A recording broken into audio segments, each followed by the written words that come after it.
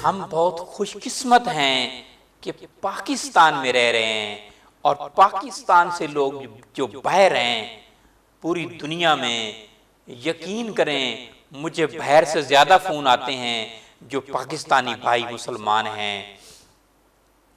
वो कहते हैं यहाँ जो है जंक फूड ज़्यादा है, फ्रीज़ किए हुए खाने ज़्यादा हैं, ताज़ा दूध हमें यहाँ नहीं मिलता, ताज़ा सब्जियाँ हमें यहाँ नहीं मिलती, ताज़ा फ्रूट हमें यहाँ नहीं मिलते।